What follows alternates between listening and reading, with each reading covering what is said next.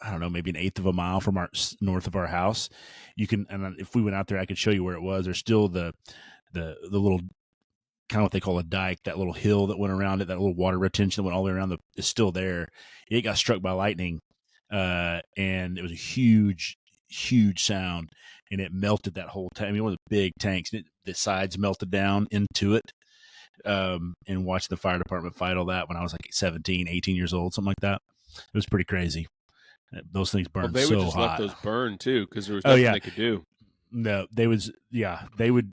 The Cushing Fire Department's like specially trained. Let it burn off until they would get to a certain point, and then they'd spray this like weird foam. There was like, they had 2 or 3 of these trucks that had this weird looking foam they would spray on it that would help just like lower the temperature of the metal and the oil burning and all the different chemicals that were in it. But that was really all they'd do. They would just kind of circle it with the fire trucks and just kind of sit and watch and wait till it got to a point, and they would spray the foam, and then they would just kind of let it burn out, and then do all. It was kind of crazy. The big tanks of oil. Yeah. I was like, where 17 does all or 18. The oil go? It just spills out everywhere. Does it burn off? I don't. There's a ton of oil in there, right? It burns off. The pillar of black smoke that was coming out of that thing was like, there is no doubt there's a hole in the ozone somewhere over my mom's house, because that was like, it burned so hot and so high. I was just like, holy cow. We just stood on our back porch like those 3 cats watching that explosion. We were just like, that's crazy. And they just kind of watched it, and it burned for like 2 or 3 days before it finally got to where then over time the companies started coming out there and haul whatever metal was still left. They'd haul it off. They'd come out and they'd treat the soil and did all kinds of stuff. So I just remember that. Wow. They'd like erase the memory of the neighbors who like saw what really happened. Will Smith knocked on my door, told me it was. Yeah. You guys, you guys might feel funny for the next 6 months. Don't worry about it. It's totally fine. What is that? See that from Tommy Boy? Did you grow up underneath power lines? Why do you ask? So, hey, did you see the asteroid in Poland? Did you see that? No. You need to look that footage up. Well, there was an asteroid that entered into the atmosphere right over you need a producer Poland, to like pull that stuff up. Like 2 days ago, and it literally, one guy tweeted, was like, the Transformers are here. Like, it looks like the opening scene from like the original Transformers movie. It's like this it's like this bluish light when it enters the atmosphere and burns up. Is real cool looking. I'll have to check that out. That's a perfect segue into one of the things I think we'd like to talk about tonight, which is post-apocalyptic scenarios. I think about this stuff all the time. I'm not a what do they call these? I'm not a prepper.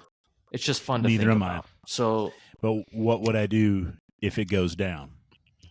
Yeah, and when I was thinking about this today, in the realm of dystopian, post-apocalyptic shows and movies, there seems to be a few broad categories. You've got ones where the world has ended because of a virus. Mm-hmm. So maybe like 28, like 28 days. Like zombies. Yeah. Would you count zombies as a part of that or not? Or is that its own category? Yeah, for sure. Okay, absolutely. I think that falls in the virus category, because most zombie movies are virus generated. Yeah, or you have natural disaster type of movies. Like, would you count 2012? That as Day After Tomorrow? Would you count like a... Is that one? Yep. Yeah, like even an asteroid impact? Yeah. Would that be a natural disaster? That'd be more like a natural... I mean, it's obviously, but it's still natural in the sense that it came from space. It's a known natural phenomenon. And then would the third be a nuclear fallout or nuclear... Okay, yeah.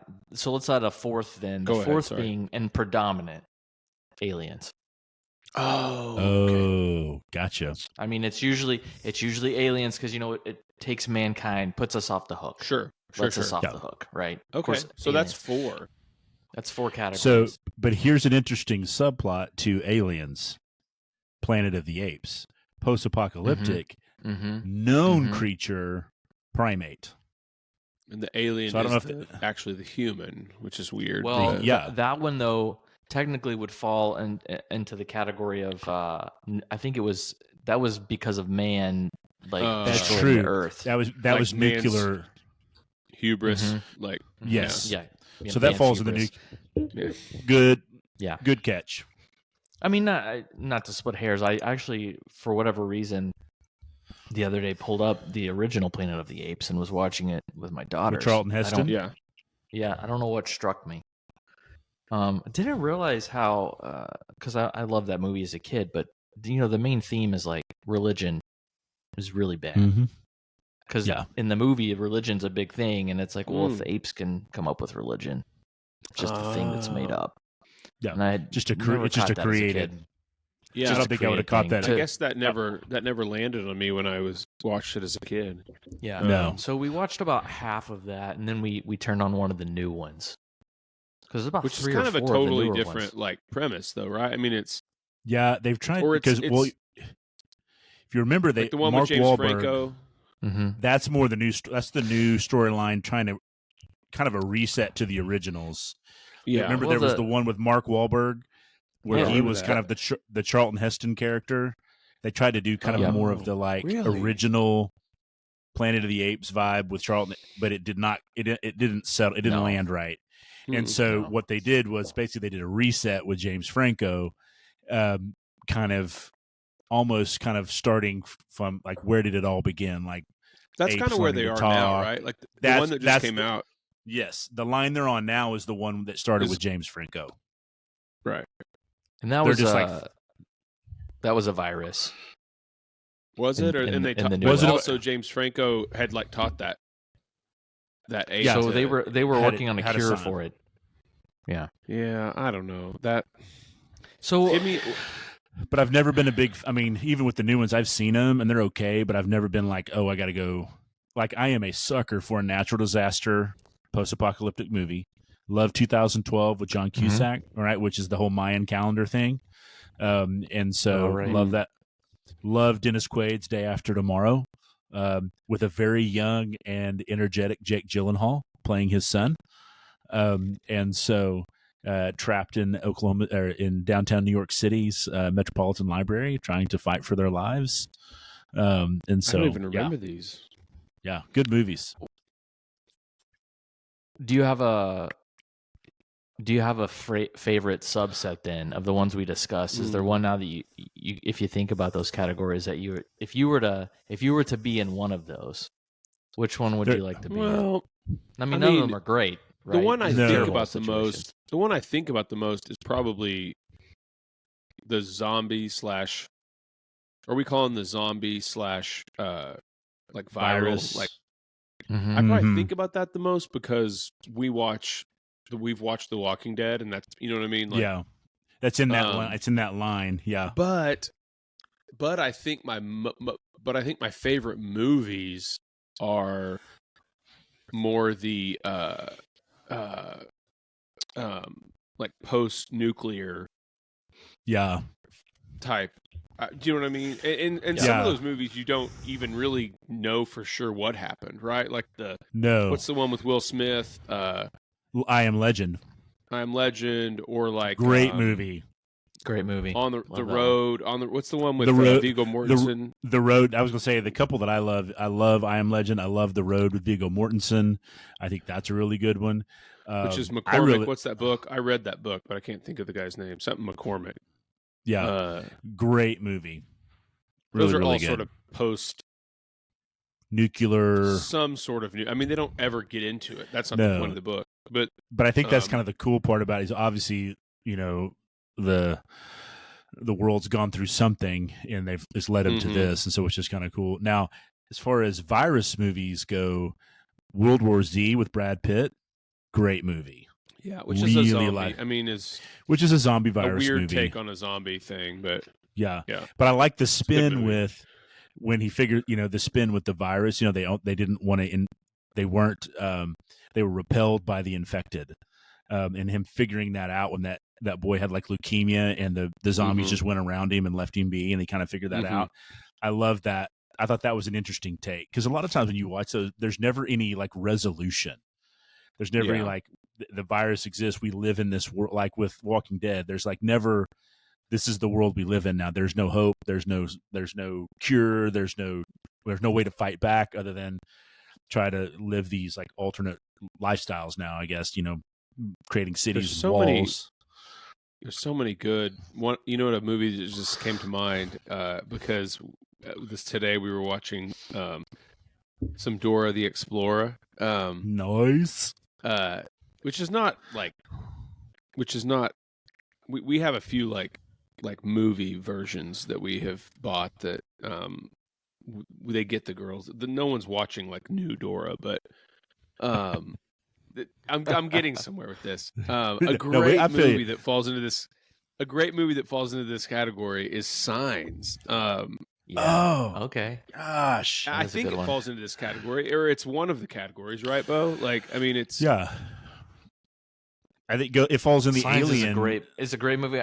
I remember the Aliens. And the reason here's my connection to Signs and Dora the Explorer is because my favorite part of Signs is whenever Joaquin Phoenix says, "Vamonos, children," when they're like watching they're watching on TV when the like alien shows itself in Mexico or whatever, and he's like, "Yes, get out of the way." Like, and on Dora today, she's saying "Vamonos," and immediately I think I see Joaquin Phoenix screaming at the TV in the farmhouse. My other favorite, M. Night Shyamalan. M. Night Shyamalan. I also when they're having the conversation with the sheriff, and he's talking about how fast he ran around the house, and they were up on the roof in like 2 seconds. Yes. And he's talking to the sheriff, and she was like, we saw, so-and-so saw this person in town that seemed like a stranger. And he goes, and in fact, I know that some of those Norwegian high jumpers can jump like 7 feet. And Joaquin Phoenix goes, barring a Norwegian Olympian was outside my house last night, who else could it have been? It's just like, that's what I would say is like, barring the Norwegian Olympian that you have brought as an example, who else might have been able to jump on my roof in 2 seconds? That's one of my top Joaquin Phoenix. He's so good in that movie. Like when they have rated the tinfoil. He opens up, and him and the young Culkin boys got the tin hats on. Yeah. It is. He was in that. Yeah, who's now like, and the girl is. What's her name? I can't remember her name. There's a movie. Anyway, is it Abigail Breslin? Is it her? Yes, it's exactly who it is. A young Abigail Breslin. Because both of them like. And which Culkin is it? I can't remember his first name. Kieran, because he's on. He was on the show on HBO that was really popular. That just went off the air recently. He's got an Emmy or something. Yeah, Succession. He was one of the boys. He was, big time props for that show. So. Yeah, I love Culkin's still going strong, man. Yeah. Now let me tell you, there's a very particular type of show that I really enjoy, and it's anytime that there's a vault involved, and there are more and more of these now. So Fallout, which I guess is based on a video game, I've never played it. I've watched every episode of that show. No, it was 2 a days. show. What? It's on Amazon Prime. It's a good show. What? Yeah, you got to watch it, bro. You and Haley Kinsey need to watch this movie. For this tonight. Or this show. This show. Walter Scoggins. Walton, excuse me. He's Did fantastic. You guys watch that show on Apple Plus called Silo? Yes. Yep. We've been waiting on another vault show. Yeah, we've been waiting on another season of that. But since Dune, how about I don't think that she's busy. So she's hooked up. Yeah. She's got a lot going on. Okay. I just started watching, if you're into it's not really post-apocalyptic, but it's very sci-fi, the new show Dark Matter on Apple Plus. I saw a preview for that. Yeah. Pretty good. It's only like 3 episodes in. So it's pretty good. It's a pretty good watch too. I'm going to take you guys way back in time here. And this is a different vein, but it's a vault-esque. It's Blast from the Past. Do you guys remember this? Brendan Fraser and a young Alicia Silverstone. That's right. Oh, yeah. And Christopher Walken. That's Christopher exactly Walken. Yeah. That's right. That's a killer cast. when it comes to these types of movies, here's what I'd like to dig into a little bit: is what is it that appeals to you? I don't. It's so interesting. I don't know what it is. Well, I'll say this, and this kind of takes me back to The Walking Dead. I feel like the thing with The Walking Dead, and this is getting a little too deep, but it's sort of like these people, and like Daryl, and to some extent, everybody on the show. It's sort of like this exercise in like, you might not have been much in the real world, but you were made for this other world, and you're in it now. Interesting. Do you know what I mean? And they all, because a lot of those characters just sort of come alive. You know, like you look at something about this. Yeah, we don't know a lot of backstory, but like Michonne, you're like, what the heck? Like, where did this samurai lady come from? Like, you know, all of these. And so I think all of us sort of in our heads, like to think like, because we just live in such a prepared, safe place, you know, and we think, what would we really be? What else could we do if we had to? Yeah, like what? Yeah, because there's something about there's survival. A part of me that has always been drawn to those movies. Yeah, and there's a part of me that thinks, what would I do? And so I watch these movies, and I think in watching them or the shows, or I think we put ourselves in those roles, don't you think? And kind of think, oh, absolutely. What would I do? Like, and then we. Oh yeah, like could I be like Rick Grimes? Oh yeah, because I'm like, I've told people before, I'm like, I was made for the zombie apocalypse. Like, I'm sucking wind right now, but like zombies. You drop me in the apocalypse. Go. You know, I'm your guy. Yeah, you put a bat with some barbed wire on it in my hands, and like, it's about to get nuts. Like, I'm gonna cut a path, and I'm gonna get us where we need to go. So to me, I think that's part of it. I think it's absolutely. I think it's that.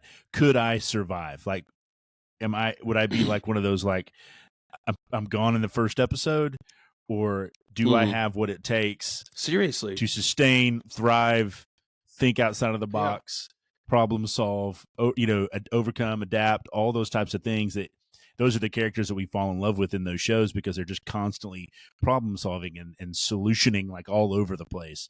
And so you're like, I might have to solve one like sort of hard thing a day, and it's not even that hard. Right. But if I had to survive something like that, could I protect my family? Could I protect my children and my wife? And could I do all of those things in a way that I think in my mind that I could? But until the flesh is pressed, you don't know if you will ever be put in that situation. So I think that's why those shows have a tendency to kind of make you like, I think I could lately lately I have been like more along the lines of thinking I'm just going to be the first one. Like now I kind of feel like I'm just going to walk out into the street and be like, all right, hey, I'm good, guys. You know, but I used to think about, my a friend of the show, Eric Matthew, he and I spent a lot of time talking about kind of not prepping, because that would actually be useful, but like having some supplies, prepping, like just plans. You know what I mean? Like, what are we gonna do? Where are you gonna go? Like, what's some safe spaces you? Yeah, in my head, I'm like, we have a meetup spot. We have like like stores of like munitions and supplies along our already predetermined path. You know, this is the stuff I'd do if I had millions of dollars and nothing else to do. Well, you guys are a lot deeper than I am. I generally think about initially, and in my mind, I'm thinking about the I Am Legend type of world where you don't see another living human. Yeah. You don't even know if there is another. You're one. You're just in isolation. Yeah. And for a good while, I like to imagine, it'd be ultimately lonely and terrible. But for a good while, you can just go wherever you want, raid everyone's pantries. I'm thinking about the food I could eat, thinking about the treats I could have, the things like that. Yeah. But you see that movie with Tom Hanks? It was an Apple Plus movie with him and this robot. What was that called? Oh, yeah. I did watch that. It's it's It was it's a little it's good. It was Yeah. I haven't seen There that was one. Auto. It's kind Is that what it's called? Auto. No. Yeah. No, not No. Auto. I know what you're talking about. He's got the robot that he's built. Yeah. Because of it was the God, what was it called? The name of the movie. It was the name of the robot. It was like a bird name or something. Trying to find it. It's not coming up on his. Well, anyway. Finch. Oh, Finch. Yeah. Okay. Yeah. Yeah. I do it has think to do with the sun's radiation. There's been some issues with, Mm-hmm. and there's not many people left on the planet due to like the sun being He's too got hot. this suit that like protects him from the. Mm-hmm. And this robot Finch that does stuff for him. Mm-hmm. And he's like in a RV or something, right? Like a camper, and he's like trying to get across. He's trying to get somewhere. He's trying to get to like Philadelphia. He's got like a postcard to Philadelphia or something. He's trying to get to that spot or whatever. And he's sick in the mood, like he has some sort of illness. Well, I think he has sickness from the exposure to the there's no what's the there's no protection, no ozone, no atmosphere ozone. around. There's like no ozone. So it's like super dangerous to be outside. Yeah.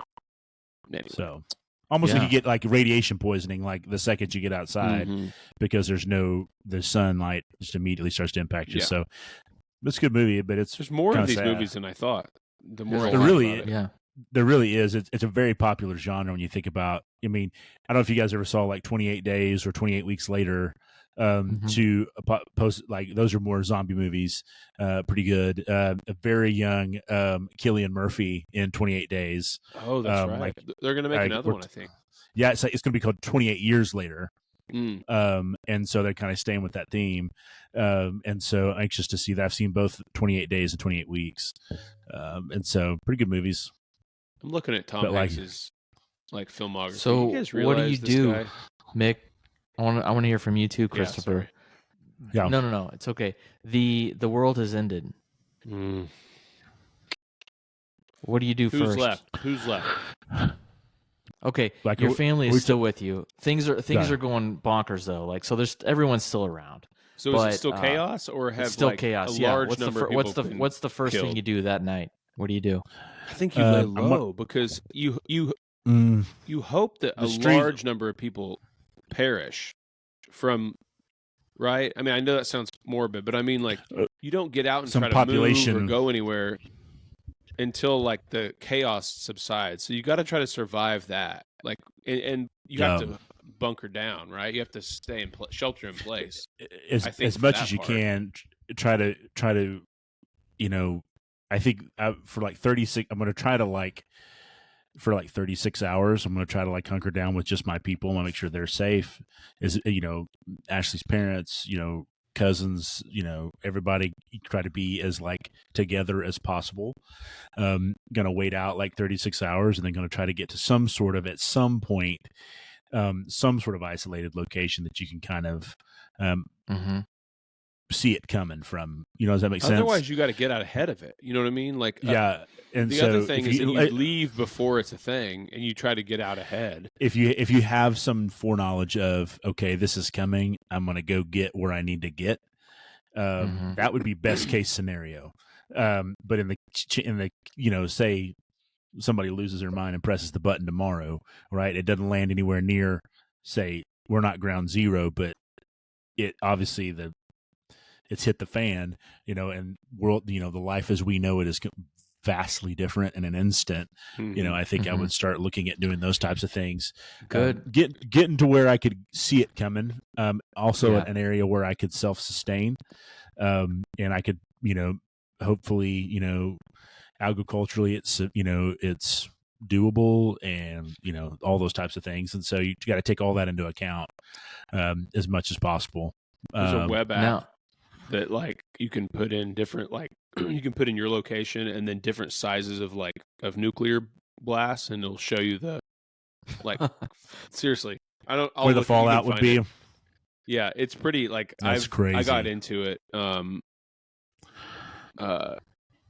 Just kind of thinking about where we live in Oklahoma City. We live in a pretty good spot because you want to avoid the fallout, and the fallout follows the wind, and we're in the northwest part, and usually the wind in Oklahoma blows south to. Yep. So like The if they hit predominant- like if they hit like Tinker, like it would be blowing away from us, not the predominant wind. Yeah. Yeah. My parents Cushing would be screwed, but Davenport would be hosed. It'd be gone. Now, guys, I forgot about probably the movie that kicked all this off for me, and I'm sure you can relate, is Red Dawn, Patrick Swayze. Oh, so that movie, Right. I remember watching that movie when I was a kid. My dad loved that movie. My brother did too, but I could just remember like that seemed so like possible to me. Yeah, as a I thought kid. it was so real. I was like, that could happen. And you know, back then you're talking, this is pre fall of the wall. So Cold War's still alive and well at that time. And so this fear of some sort of Russian / Cuban invasion, which is kind of what Red Dawn kind of, you know, that's the two, you know, entities involved there. And you're just like, oh my gosh. Now your parents probably, for sure, Christopher's probably yours. I don't know. She'd been pretty young, Beau, but like my mom and dad would talk about the Cuban Missile Crisis and the nuclear, like we do tornado drills in schools now. They would do. My parents did fallout drills. Yeah, fallout drills like crazy, because for those 13 days or whatever, there was a real fear that, you know, those missiles got to within 100 miles of American shore, in Florida, and there was a real fear that they were going to launch those missiles, and them having drills every day at school. If the air raid sirens went off, what they would do to try to get to safety and protect themselves. And I can't imagine, and that was a real thing. And that fear that, which is kind of the premise of Blast from the Past. That's why they go in the shelter. They think that the Cubans are going to launch the missiles. And so that's what gets them down in the shelter in the first place. And there was people really, I mean, there was folks in the Y2K situation did the same thing. You know, they were building those giant doomsday prepping, vaults and things that, you know, when it struck 2000. Do you think that the interest in this is lost on like today's youth?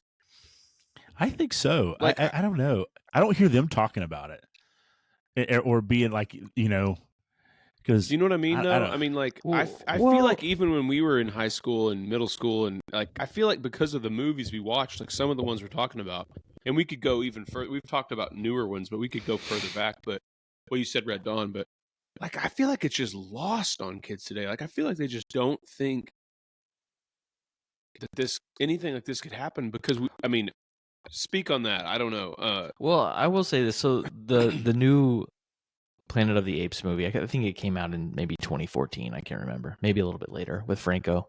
Mm-hmm. It kicks off with this montage of news reports from around the world of a worldwide virus. And we just lived through this, you know, and so I kind of wonder 4 years ago. That's a good point. And it was weird watching it because, you know, I mean, we literally lived through that. And so I wonder if maybe, if anything, they can relate to that at least. Yeah. I would hope right? so. If you were to connect the dots with them, maybe they would. Yeah. But the other things, probably just seem as fantastical as any other fictional scenario. Well, and then you have something happen like today. I don't know if you guys have been watching the news, but the Iranian president and their minister, their foreign minister, died in a helicopter crash today in the mountains. Yeah, wow. The foreign minister of Iran and the president died in a helicopter crash today in bad weather in northern Iran. It's been all over the news. President? They have a president and a high foreign minister. Yeah, but who's there? Yeah. They also have the Ayatollah. Yeah, and I didn't know they had a president. Also, they have an elected president plus a foreign minister plus their religious leader who's also religious leader. Yeah, that plays is a. So you're talking about a country that's about to be politically very unstable. You think that's some Israel stuff? Because Israel never really retaliated after the. I mean, they're claiming fog bad. It really was there's been a little bit their national television has released some footage of them searching and like very, very. It seems to be weather related. Nah, I don't know. I doubt it. Nah. Somebody took the spark plugs out of that helicopter, Nah. probably. But what are the Israeli Secret Service people called, or the Mossad? That was Mossad. Come on. I mean, my wife and I have our theories, but right now they're claiming weather, and so, but yeah. So you're talking about just stuff like that. That's like the opening scene of a movie, right? So now you've got a highly charged country that's very, and its leadership's removed. So now it's like wildly unstable. And now you're having all these people are going to try to there's a leadership vacuum. So who's going to, rush to fill those voids? Is there going to be a coup? Are the people going to try to overturn the country? Is there going to be, all these things, just leads to all these instabilities that, are like these chain reactions. And so very, very interesting. So stay tuned on that. Just geopolitically, excuse me. Heard it here. And just that region of the world being the powder keg that it is on a regular basis, that's big news. And so that was here today. It was all over social media. Welcome. Whoa. To Obsolete Vernacular. With Mick, the Coach Hoggett, Christopher, the Captain Kinsey, and Beau, still no nickname, Gatlin. Hey, Mick. Hey, Beau. What's up, big man? Hey, Christopher. What's up, Beau? So we did the transition a little differently this time, and I didn't know how to get away from Iranian helicopter crash, so I just dove into it. You nailed it. Let's do it. I think it was perfect. I jumped. I'm not going to lie to you. I was not expecting that, and so I'm a little skittish on that kind of stuff, and so that was good. Stay on your toes. Hey, you guys ever heard this word perestoronic before? Perestoronic? Yeah. Am I saying that right? No, I do not know what that word is. But it's Perestoronic. Perestoronic. Perestoronic. It's new to me. Suggestive of pigeons. Here, let me give you use that in a sense here. The perfect word for those special moments when someone does not quite resemble pigeons, but is merely suggestive of them. Oh, one of those words that is probably good reason it's obsolete. All right, let's go to another one here. I'm going to hit you with another. So, all right, the other word, maybe the real word for tonight, is the word scripturient. Scripturient. Mm-hmm. Okay. The first part might give it away. Script is in the beginning. Scripturient. Yep. Sounds like something. Yep. This is having a strong urge to write. Ooh.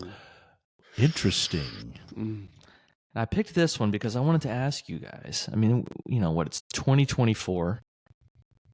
Do you still handwrite anything? And if so, what do you do? What do you use handwriting for now? Checks. I wrote a check the other day, and the whole time I was writing it, I was like I felt it. I thought about it. I was like, I'm writing words right now. I'm writing letters, and they better be right because this is a big old check. Like this needs to. This has got to be right.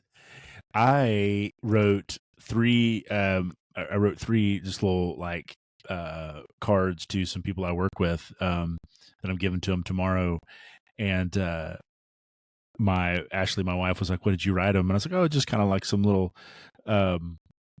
Just appreciate you kind of stuff. And I was like, it's like 4 or 5 sentences. And she's like, whoa, 4 or 5 sentences. And I was like, I know, right? That was a lot of thought. It's a paragraph. And so I know, right? But it's kind of funny when you're writing because you're just like, wow, I don't write a lot anymore with my hand. And so I will tell you, my mother-in-law, when she got her master's degree, I always thought this was fascinating because she was kind of the pre-tech person. She came from that pre-technology. When she got her master's degree to be a principal, when I would, Ashley would sit down when she was doing hers or I was doing mine or whatever, I'd sit down, I'd write my paper, right? But because she came from that different world, she would handwrite her paper first. and then type it. Wow. She's like C.S. Lewis or something. Like what? Like Joe, she got a little Tolkien in her. I'm just like, I remember finding some notebooks when we were over, this has been a while back, but we found those, and it was like these papers. She was handwriting all this stuff. And I was like, Marcia, this is like a paper. She goes, yeah, I would handwrite it, and then I would type it. No. And I was like, wow, that's such a different thought process of how to write because when I was writing in school, academic wise, and I was going to actually needed to write something, it was set down, hammer it out on the computer right there in front of you. Not like hand write it out, and then go type it. This is a quote I remember from college. This is Dawson Trotman. He was the head of the Navigator. She said this: thoughts he was awesome. disentangle themselves when they pass through the lips and the fingertips. There's a lot of wisdom in that, I think. That's a lot of wisdom. Okay, But ever forget, Beau. There's many a slip. Twixt cup and a lip. Yes, there is. Yes, there is. Did you guys have to do a big term paper in high school? A daunting paper? Was that like looming large? Oh, Senior year. I had to write a big one. Research paper. Yeah, baby. But we had to type it. That was part of it. Yeah. Okay. On a 3.5 floppy disk. Mm-hmm. Yep. Oh. Saved on the drive. Because we were all taking. I mean, I took typing in college, in high school. I took a keyboarding class as a freshman. In the basement. Are you kidding me? Yeah. That moldy old joint down there, man. Yeah. Do you guys remember how many words it had to be? Oh, man. I don't know. I don't know if it was words as much it was pages. I want to say it was like 6, 8, 10 pages, somewhere in that neighborhood. I was going to say 12, but yeah. Ooh, that feels like a long paper. It was, for me, like a senior in high school, I was like, whoa. I don't even remember what mine was about. Well, me neither. Couldn't even begin to tell you. We had to do a junior paper. Mm. I do remember what mine was. We could choose anything we wanted. I chose to research the Ron Howard movie, Willow. Yeah, you did. Yes, you did. What aspects? I mean, you need to send that to like somebody involved. I don't know who, but Ron Howard made Willow. I think he actually produced it. Okay, if not directed. Actually, no, that's not true. It's a Ron Howard directed, but that's got to be one of his like earliest films. George, why am I blanking on the Star Wars? George guy's Lucas. name? George Lucas produced. George Lucas produced. I think. Let me hear. I gotta look this up. Ron Howard directed. Yeah, it was one of those, or it might even be. It wasn't Spielberg. In any case, this led me to pursue journalism at OU.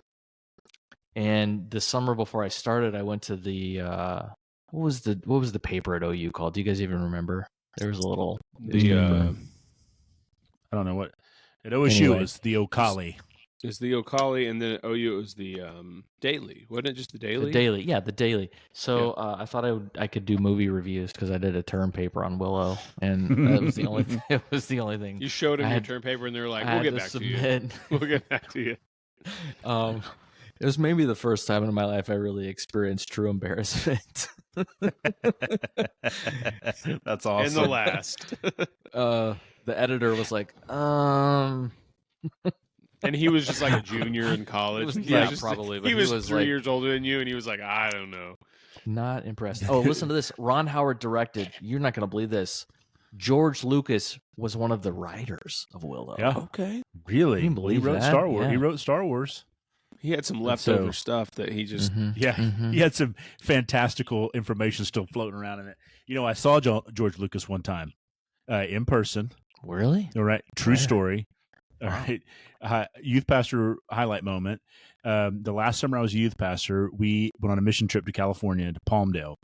And on the way back, I had sweet talked the church and allowing me to drive through Vegas on the way home. And they didn't freak out about it. I said, we're just going to stop and have lunch on the way through, drive down the strip, that kind of deal. So we stopped at that big Just mall. a little seafood buffet. Just a little seafood buffet, right? No big deal. And so we stop there's that big mall on the Strip, and we ate there. And there's one of the big walkways, sky bridges that goes over to the Wynn. Mm-hmm. And so I said, we're going to go over to the Wynn. We can walk around the lobby. You can see inside the Wynn, and then we're going to get picked up and leave. Right, cool. So we walk over the sky bridge. We go around the Wynn. I said, we're going to meet right here at this fountain in 10 minutes because I got a call from the two drivers, and they're like, hey, we're coming down. We're going to pull through and pick you guys up. I was like, perfect. So I'm standing there, and everybody kind of scatters. And they're kind of walking around and looking, taking pictures and stuff. And I'm standing there, and I see this throng of people walking towards me, and I'm trying to see, and people are hollering and taking pictures, and all of a sudden, out of the crowd, boop, George Lucas leading the charge. There was some big Star Wars deal that was happening at the Wynn, and he was making an appearance, which is very, very rare. And I didn't even think to get my phone out. I was frozen in oh my gosh, there's George Lucas is 15 feet from me right now. And I just said, Mr. Lucas, and he just kind of waved and looked at me and waved and walked off. So George Lucas in the lobby of the Wynn right by the fountain. And then we got I have to ask this. This is what I want to know about every celebrity. Was he a small man? Because he looks like a small man. Very small. Short, I should say short. Short, maybe 5'5", maybe something like that. Wow, not very tall. I would if he had a million handlers. There's people he kind of stepped toward me like he was gonna shake my hand, and because he was he waved and made direct eye contact with me and started to kind of walk towards me, and three people no sir, and whisked him down this hallway and the way they went. So when was this? This would have been the summer of 2013. So we're talking 10 years ago, 11 years ago. Wow. That's my story. kind of mission trip. A little Southern California, a little seafood buffet, a little jaunt through Vegas on your way home. Yeah. Hey, I always try to have a little fun. I mean, we worked really hard. It was a great mission trip. Per capita, Palmdale, California was hit by the 2008 housing crisis more than any other area in the United States. There was entire brand new neighborhoods that were completely empty, empty. Thousands of homes that were upside down in their mortgages. And so we were working with a church planner there. Devin, friend of the show, hopefully. Devin Wilson. Devin Coopers. That's who we were working with. Wow. Shout out to people, CHS grad. People living in model homes out there. You know what I mean? Yeah. It was crazy. In the attic of the model home. Because there was a huge problem of there was a massive squatting issue out there. Yeah. People were those empty homes, they'd go try to get it. And people were stripping it of all of they'd lose their home. They would take all the fixtures out of it and wiring and stuff like that. They'd try to leave them almost unlivable. What was that? Yeah. Arrested Development? That's where they were living in the model home, right? Yeah. That's where I was going with that. Yeah. That's so good. Hey, I don't think I told you guys this. I saw a celebrity a couple weeks ago in Austin, Texas. Who'd you see? I was driving downtown for a dinner, going across some bridge, and not 10 feet away from me, I recognized him instantly. He's a celebrity to me. His name's Mark Maron. You guys know who that is? He's a podcaster, WTF podcast. Great interviewer. That's awesome. You can imagine what the WTF stands for. He interviewed. He's a comedian, stand-up comedian. He's a comedian also, right? Yeah. Yeah. Mm-hmm. Actor, TV producer. But his podcast, he was one of the first big podcasters to blow up, and he interviews people from his garage in Southern California. And I don't know, I started listening to him back in 2014 when I was driving a lot for work, and he's just he's a great interviewer. And I don't know, about a year into listening to him, I kid you not, this is when Barack Obama was president. He interviewed him in his garage. Really? He talked about Secret Service coming and setting up the street, he would talk before he would set up the podcast and say, hey, this is what happened. He would talk a little bit about the experience. And he's like, that cup of water sitting there, I'm not going to ever move that. President Barack Obama, drank out of that cup in my garage. Anyway, wow. So he was in town for a comedy show, but I don't know. So it's kind of crazy. Not as cool as George Lucas, clearly. All right, I have to tell you guys this story. It's not my story, but I have to tell it to you. It's the best celebrity story I've ever heard. So, a friend of the show, Ruth Ann Beckley, she's a coworker of mine from Louisiana. Great gal. Love Ruth. And she studied abroad in England. So Ruth and I were on a work trip, we went to see Maverick, Top Gun Maverick, when it came out. Great movie. 2 summers ago, whenever. And before the movie started, she said, "Hey, I met Tom Cruise." I was like, "Oh, really?" She's like, "Yeah, I was in London for work, or study abroad. Excuse me, not work abroad, study abroad." And she met some people. They're like, "Hey, you want to go see a movie?" She's like, "Yeah, sure." And turns out they had these like tickets that after the movie there was like a meet and greet line. It was Interview with a Vampire, Brad Pitt, Tom Cruise. Nice. And so she's like, I shook his hand. He looked like Tom Cruise, short, very short, lots of makeup, done up. Now here's where I'm going with this story. She's like, that same study abroad trip, I was walking through a park on my way to class, having an ice cream in a hurry. Apparently not so much of a hurry that, she couldn't eat ice cream. Couldn't have ice cream. And she's like, I'm eating my ice cream, and I've run into some guy.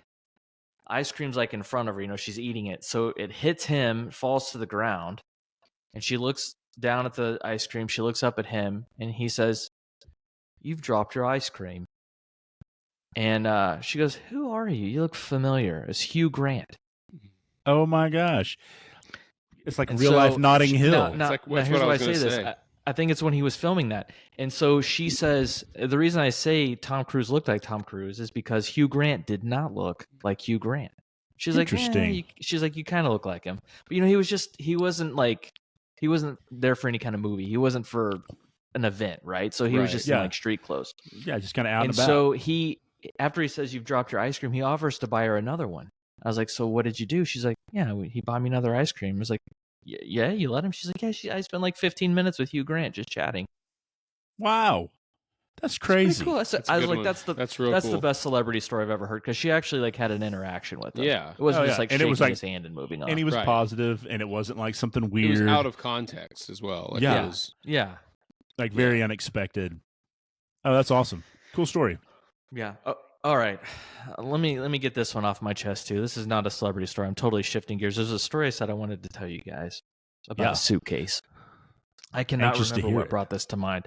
Heard this from friend of the show, John Williams, in Dallas, Texas, a while back. So this is going to go under the title of "Crime Doesn't Always Pay." All right, I'm going to set it up like that.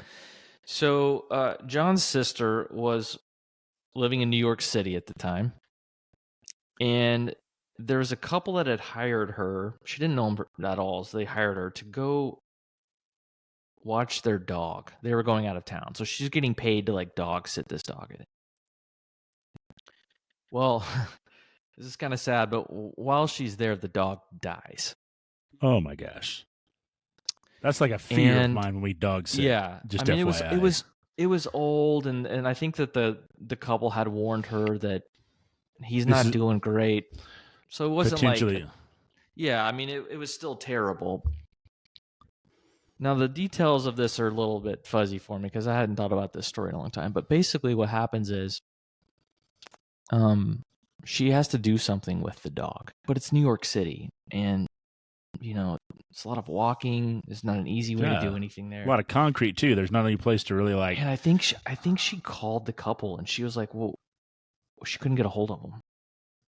So she didn't know what to do with this dead dog, and they were going to be back for like 3 or 4 days. So she's like, what am I supposed to do with this dog? I mean, I don't want it to like decompose. She just didn't know what to do. So she called a friend or something, and he's like, well, put it in a suitcase so that someone doesn't see you with a dead dog, right? Mm-hmm. Like, and that way you can roll it and get on the subway and like go to a vet, and they'll help you. So she does that. She loads this, it was a lab, this, the big 80-pound lab into a suitcase. Oh my gosh. Takes it down the, the elevator, I guess. Maybe it's stairs, I don't remember. Gets on the subway. While she's on the subway, she gets mugged. And they steal the suitcase. The suitcase with the dog in it. Are you serious? Yeah. Oh my gosh. New fear unlocked. Holy smokes. How far did they get? I don't know. I mean, did she never gone forever? That was it. That was the end of to her. No, that wasn't the end. for her, that was the last time she saw the dog. The end, though, was her finally getting in touch with this couple and having to tell them what happened. There will be no closure on seeing this Zero dog or anything. The dog is gone, but can you just imagine the thief that's like, he's like rubbing his hands together, gonna unzip it. Oh, what kind of treasures have I found? And then, nope, that would be a deceased dog. Oh my gosh, that's pretty crazy. Yeah. Did you see the video of the New York gentleman that hung his hammock in the bus? Did you guys see that video? I think I sent that to you. Did you send that to us? I had seen that. Yeah, through Instagram, and I saw it on another reel as well. This gentleman literally hung his hammock inside the suitcase in New York City and was like spinning around inside of it, and like they were trying to get him out, and he's like, "There's no sign that says no hammocks in this bus," and he was just going to hang in his hammock right there in the bus. He's like spinning around in it like he's going to become a chrysalis very soon, and you know, his head's popping out. The only thing out is his head, you know, and he's like yelling and screaming at this bus. This guy just like wants him off the bus with his. He's got it strung from like one pole to, and he's just like acting like it's just pure lunacy. And I'm he can like, do tricks in it. He can spin himself around 360 somehow. Absolutely. Yeah, he was like rolling. Like imagine like being in a kayak and you like spin, you know, underwater and pop up the other side. He's doing that in his hammock with his head popped out, and that's it. And he's like spinning around, yelling like real crazy stuff.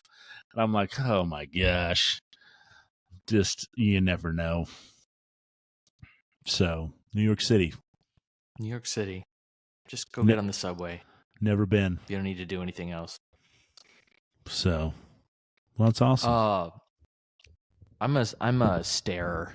So if I know you out there and you've seen me staring, I'm just a curious person. So Stacy and I went to New York 2014, a few days, and she gives me a hard time because she's like, "You're just staring at everybody. Stop it," you know. But I saw 3 celebrities when I was there, and Stacy didn't see any. So let me tell you who I saw. Oh. Patrick Carney, drummer for the Black Keys. Black Keys, yeah. He's like 6'7". He's a big guy. He's tall. That's a big dude. He's Sasquatch. He was playing at Married to Michelle Branch, or was. I don't know if you knew that. He was playing at the Tonight Show. He was out front having a smoke. He had like his own album. He had a solo release. He did? Yeah.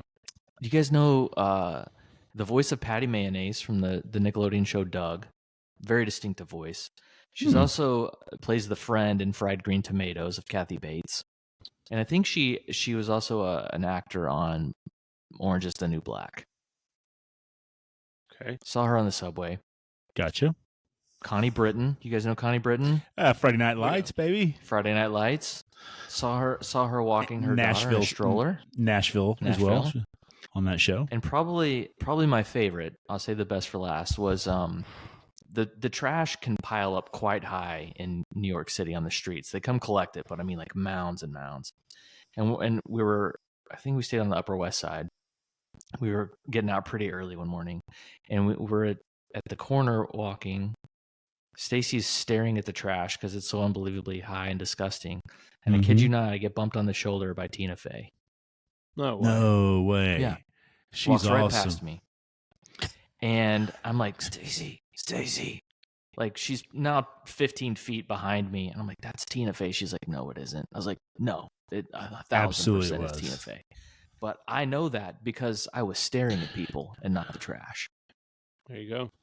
And that's how that because you were looking. You had your head on a swivel. Okay, you want to hear my wife's awesome? Yeah. You guys will like Who did this. you say you saw from Fried Green Tomatoes? Connie Britton. Yeah, let's hear it. Go for it. Okay, so Do we lose Ashley's like a sophomore in high school. They go to, I think, Winter Park on a ski trip, Coral Springs Baptist Church, where she was a teenager youth. Right, she was not a very good skier. Still didn't like to ski much, but she went into ski school, hoping to be with kiddos from the church. But they kind of got split into groups. She ended up being in a group with nobody that she knew. And so she's learning to ski, you know, it's an all-day ski school deal.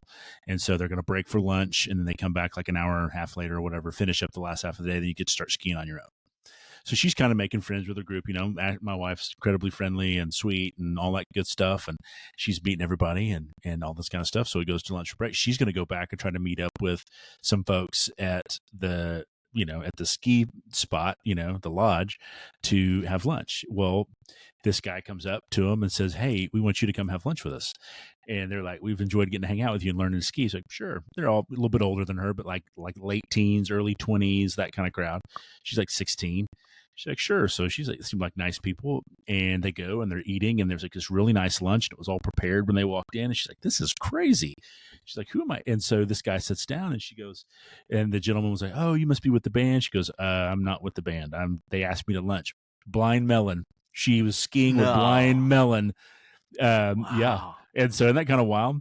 And so she was on ski school with wild. Blind. And so she had no idea who in the world they were. Afterwards, she had to I didn't know any songs that they played, but yeah. So that's one of her. What year was this? This would have been like you're talking like 94, probably 94. Mm. Yeah, probably 90. I love that there was a time when for Blind Melon they got to go to like skiing and have like a special meal for themselves, like that they were that big. Like, I hope they enjoyed that. You know what I mean? I hope they ate that up because it's fleeting. Shannon Hoon, very distinctive voice. He died in 1995 from a heroin overdose. I know. I bet she got to meet him if it was 94. Wow. Yeah. So, and she couldn't, and she doesn't remember any, she just knows that was the name of because she was like, well, what band? I don't even know what you're talking about. And they told her Blind Melon. And so she's like, oh, wow. And so she said they were really nice and very friendly. And they kind of went back after the day and ski. And then she ended up kind of catching up with the rest of the church in the second half of the day. And that was kind of it. But yeah, had lunch with Blind Melon. Sing that song, No Rain. Yeah. Yeah. Mick, you're actually, in connecting with Blind Melon and you is now at both ends of the precipitation extremes. She's got no rain all the way to undulating deluge. Everywhere. I'm telling you, that's the spectrum. I like that. Yeah. That's the connection. Yep, that's the there connection. It is. Christopher, any celebrity stories from you, bud? Mine's not great. Mick, were you there for the Ryan Adams? Yeah, that was awesome. Yeah. It was not awesome, but Beau, were you? I mean, it was no. Hold on. You send me pictures. He had the huge amp or the like huge amp on stage, right? Well, no, but that's not the. Okay. Yes, but that's not the. No, this was in the hotel lobby in downtown Dallas. OU Texas weekend. Okay. Yeah, we were just sitting in the lobby. It would have been the night before the game, right? Yeah, Friday night. Yep, we just come back from dinner. We were just kind of people watching because there were a lot of students at that hotel, and because we ended up at the Texas team hotel, if you remember. Yeah, on accident. I don't know how that happened. Our hotel got canceled. Yeah, and we call Expedia. Your dad has me call Expedia on the way down. Yeah, and I'm in the front seat and Christopher's in the back, and he's like, "Hey, call and double check our reservation." We're like south of Oklahoma City, and I call, and the hotel has no idea where we're standing at, like just like a Hampton or whatever, nothing crazy. And so they don't have it. So Big Chris is like, "Oh my gosh, we don't have a hotel. We got to figure this out." So we call Expedia. Expedia's like, "We'll take care of it." They call us back and say, "We've got you accommodations." Well, it's like the downtown, like Weston or whatever, but it happens to be like the Texas, like alumni hotel. It's like Texas alumni, or I mean, it's the band is playing. The Eyes of Texas are being played by the Texas marching band. And we're like, well, this isn't good. And so we're sitting in like the bar, the lobby bar, like in our watching like the World Series stuff. Or something like that. Yeah, that sounds right. And we're literally just sitting there, like not paying attention. And I just look up and go, "Well, there's Ryan Adams." And he just walks right by. Whoop. He walks right by, and I, this, and then Chris Kinsey, he he goads me into like, go talk to him. Say something to him. Go talk to him. Yeah. So I'm like, what? Okay, I'll just like. So I follow him, and I just walk onto the elevator with him, like just by him, like just the two of you. Just the two of us. No one else in the I just walk into the elevator with him, like no plan, no thoughts in my head. Door closes. I'm standing in the elevator with Ryan Adams. And I'm like, what the heck do I say to Ryan Adams? And how's Mandy Moore? Yeah, hey, treat women better, Ryan. Yeah, at the time, if I'd known. And so I think I just said like, hey, like, are you guys playing a show tonight or something? Like, I mean, literally just so embarrassed. And it turns out the only cool thing about it, or not cool, but interesting thing was he goes, yeah, the whole rest of the band got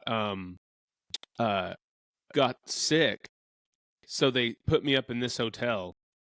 So again, so also Ryan Adams had also been relocated into that hotel as well. I didn't realize there was so much room. Yeah, so he just goes up to his room, and I say, all right, well, whatever, nice to meet you. And the door closes, and I go back down and walk out, and that was it. Great celebrity story. I saw him walk by because Christopher like pointed him out. He's like, "That's right," and I just watched him. I was like, "Yeah," he walked right by. And then Christopher, I stayed, and I didn't even because Zane Kilgore was there with us and his dad. Willard, yeah. And so it's one of those when there's no context, like where you're like Willard. I said Kilgore from Zane Willard. But when you're sitting in a place like that, and it's like, you could have named 100 celebrities I would have expected to see, and he would not have been on that list. Like no he way. was not. There was no context for that, like no. Did he have crazy hair? Was he wearing a hat? What was it that? No, that was his crazy hair, like kind of leather jacket, crazy hair, just typical. That was like the That was probably the like rock and roll / Love Is Hell / maybe into the whatever what was the name of the band, Cardinals, that era, but like earlier. Because that would have been you're 2000. I mean, that was like I couldn't even tell you. Maybe I don't know, 2010, mid 2000s. Yeah, maybe before 2010 might be too late. Yeah, maybe like 08, 07. Yeah. Golly, that's crazy.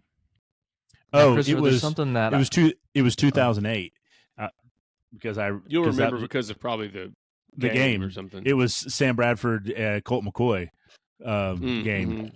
Yep, Sam's Heisman year. Oh yeah, it's a good one. Hey, so I've seen your dad do this, Christopher. Where what's the game? Whoever sees someone they know first, gets if you're $1. Traveling somewhere, like gets $1. I've carried this into my family. Oh, good. He would love to know that. Yeah. It used to. It's one of those funny things that it's funny how that game got started. It got started because he used to always see somebody he knew. Yeah, and he would say, "Whoever sees somebody gets $1." And we I can remember being little and thinking, I owe my dad $1. Like I have to come up with $1. Like because he saw somebody he knew first. Yeah, it was a whole thing that like he came up with because he always saw the people, and he was like, "All right, well, yeah, but yeah, that's the same reason I play it now too. I have the advantage. Yeah, of course. I have the leverage over my kids. Yeah, of course. But it's fun to do because you stare and you're going to see somebody you know sooner. If I played that game with my daughter, she would cry like that she didn't see something. Like it would be a whole thing. She's so competitive like that. Like, would you go to the extent then of manufacturing an appearance of somebody? I think so. Yeah. Just to get it over with and be like, "Oh, you won! Wow! All right, great job. Here's $1. Here's your." Well, we've had this is a few weeks off the podcast. We wanted to ease back into it. Thank you for your patience, everybody. We're back, better than ever. Scheduling conflicts. Wait for more to come. Absolutely. Wait for more to come. I think it might be time to maybe get some guests on here from time to time. What do we think? I think so. If you're a friend of the show and you've been listening, keep your phone on the hook. Yeah. Don't put us on Do Not Disturb. Answer that text message because you may be the next guest on the Obsolete Vernacular. Look forward to more episodes of Get to Know the Captain. That's coming up. Oh, yes. Soon. And then at some point, we'll get to myself, Beau Gatlin. But thanks for listening. Thanks for sticking with us. You bet, guys. It's been good.